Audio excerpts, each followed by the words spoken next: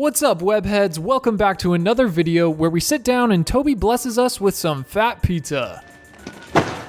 Pizza time. We've got a whole slew of new teasers and spoilers for Spider-Man No Way Home to talk about. At this point, I feel like they almost have to put a pizza time scene at the end credits of the movie, just like the Avengers at the shawarma shop at the end of the movie. But it's just all three Peters in a pizza shop chilling over a pie right after the end fight. What better way to end the film of the year than with some well-deserved pizza time? If you're new to the channel, be sure to subscribe so you don't miss any upcoming videos or pizza times. We've got a great community here that loves to talk about all the same things that you love to talk about, so be sure to go down and hit that red button to join the community. For some reason, one of the TV spots had Electro saying this line that we heard in the last one. You're not gonna take this away from me. This is actually Electro referring to Peter not taking away his power, specifically his new Tony Stark arc reactor that he's using on his chest to give him his new powers. Nice little nod to Tony. I hope they explain how he ends up getting his hands on it. I'm definitely curious to know. But with the new TV spot release, his line sounds like this. You're not gonna take this away from me. I have no idea why they completely lowered his voice for the new release. I'm not sure if something with his suit or electrical pulses is causing his voice to be lower for some reason,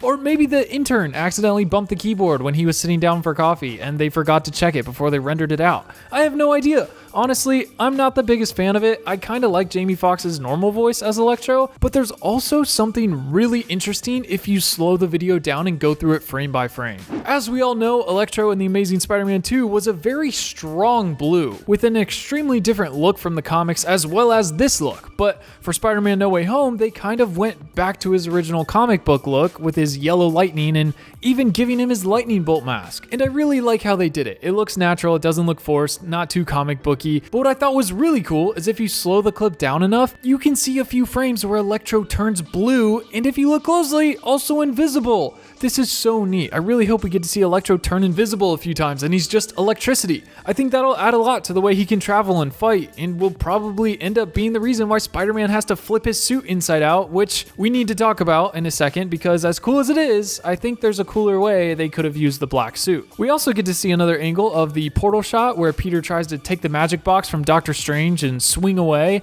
and Strange opens two portals, so instead of webbing a building, Peter just webs himself, keeping him in one place. This shot looks really cool and it was well done, but my brain trying to figure out the physics of how this would work just doesn't make any sense. If he's holding on to himself, what is he being suspended in the air by? Shouldn't he just fall to the bottom of the portal and be hanging from that? There's no 2 points that he's connected to that are held off the ground, so shouldn't he just stay tangled up in his web and gravity pulls him down to the ground? Can someone tell me how this would work and how he would stay up in the air like that? Because it's been in the back of my head for like a week now. Every time I close my eyes and try to go to sleep, this just pops in. I'd like to be able to sleep at night, so thanks. But I think the biggest new thing we got is a lot more depth to Doc Ock and Peter's first time meeting. We hear Peter ask if he knows Dr. Octopus on the bridge. Do you know Peter Parker, who's Spider-Man? Yes. Is that him? No.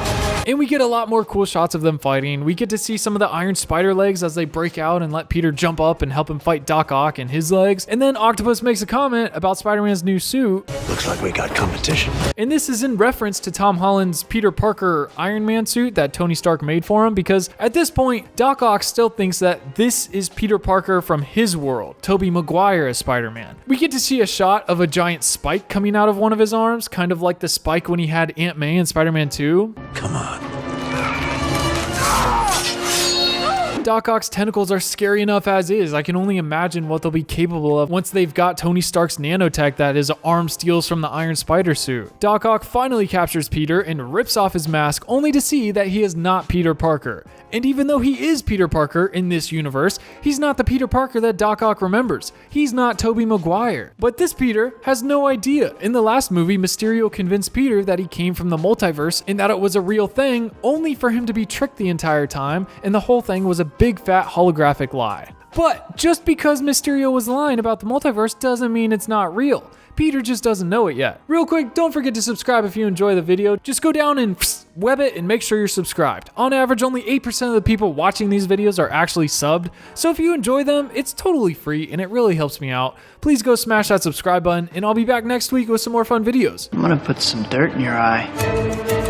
We also get a TV spot of the moment where Spider-Man does learn that the multiverse is real. You botched that spell where you wanted everyone to forget that Peter Parker's Spider-Man.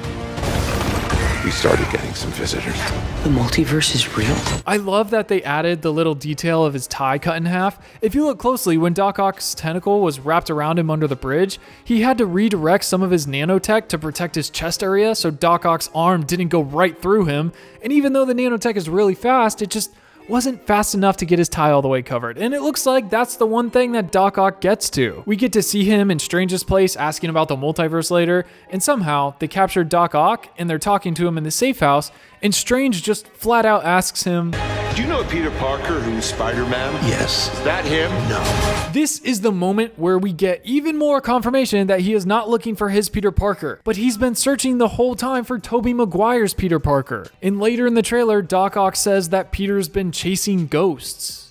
You're flying out into the darkness to fight ghosts. This is a little bit weird. I really like the meaning behind it. Doctor Strange tells Peter in the first trailer that all of these villains die to Spider-Man in their own universes. That's their fate. Norman Osborn was dead last time we saw him, and now because of the botched spell, he's alive and back to searching for Peter. So is Doc Ock, and so is Electro from Andrew Garfield's Spider-Man universe, as well as the Lizard and Sandman. All of these new villains that are being reintroduced are technically ghosts because they've already died, or at least they were dead until the spell changed the past. But it's just weird to hear this come from Doc Ock. It's weird because he is one of the ghosts that he's referring to. Does he know that he was dead and something changed his fate? How would he know that all the other villains are ghosts as well? Maybe Doctor Strange tells them, but then Peter says that he's down to fix everything, but he's going to need some help.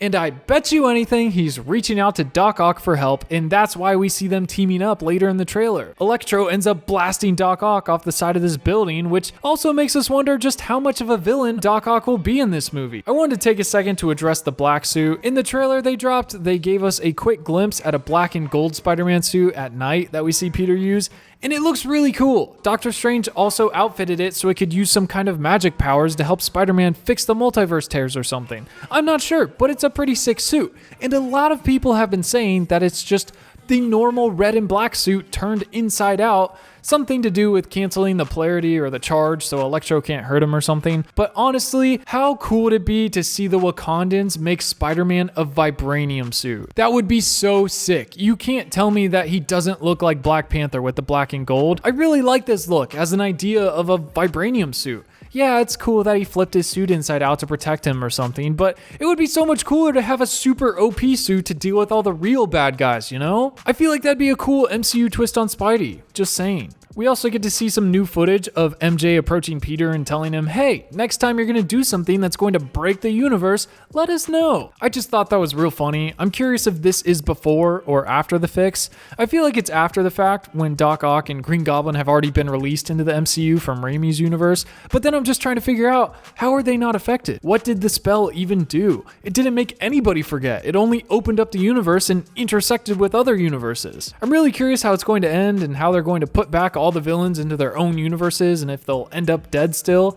I love this new look we get of Dr. Curtis Connors as the dinosaur from Andrew Garfield's Spider-Man. If you zoom in, you can see that he only has 4 fingers on his right hand, while his left hand is complete with 5 fingers. If you remember, at the end of The Amazing Spider-Man, Peter and Gwen's dad, George Stacy, fight the lizard on the roof of Oscorp, and they tag team him by hosing him down with some kind of coolant maybe. I want to say it's liquid nitrogen, but I don't know why it would be up here on the roof. But anyways, they freeze his hand and his tail, and since it hypercooled and solidified, when they shot him with the shotgun, instead of his tough skin absorbing the bullets, he exploded, literally, into tiny little shards. And that's how they were able to hold him down and get the upper hand. But his whole thing is growing back. He can regenerate. And in this shot, his tail is fully regrown. So where is his 5th finger on his right hand? He regrew it back in the moment really quickly, but why did it never fully grow back later? Was it literally just so we could 100% confirm it as the lizard specifically from the Amazing Spider-Man universe? Does this mean that instead of dying like he was supposed to when they botched the spell and opened the multiverse, it just auto-filled his life from the last time we saw him up until now? The multiverse really just said autocomplete and left it how it was? Yeah, pretty much. This is super interesting. I wonder if this means we'll see Norman Osborn's scars from when his glider skewered him into the side of the building. If all these villains still have their wounds from when they died, It'd be really cool to see, something that no one would expect. But I mean, since the Lizard is still how he was, except not dead, I don't see why the Goblin wouldn't be as well. Just food for thought. Interesting theory I've been thinking about. What do you think? For any of you watching till the end of the video, I have a nice little Easter egg someone found from the original Spider-Man. There's this clip where MJ says this. Everybody needs help sometimes, Peter. Even Spider-Man. Spider-Man needs help as in he needs to help himself and take time to take care of himself. But what if they ended up using this scene or quote for the new movie where MJ's addressing Peter in the Sam Raimi universe and she's telling him Spider-Man needs his help? A different Spider-Man, Tom Holland's Spider-Man in the MCU. I never noticed this before. There's just so many tiny little details hidden everywhere when you start to unpack everything. I don't think Marvel is going to let us down with this film. Definitely something that deserves all the hype that they're giving it. And like I said before, I really hope they don't reveal too much before the actual release. Because there is nothing like experiencing a huge twist in a packed theater with a live audience. You're all feeling the same emotions for the first time, and if I need to go dark off social media and live in a cave for the month of December, I will. But I really hope that I don't have to do that. I hope they just decide to hold everything off spoiler-wise from the trailers and let us all experience it in the cinema together for the first time. Let me know in the comments if you like these videos and you want more, because if you do, I have some more that I want to make. Thank you so much for watching, and don't forget to subscribe if you're not already. I'll see you back next week with another video, but until then, I will see you in the comments. Peace.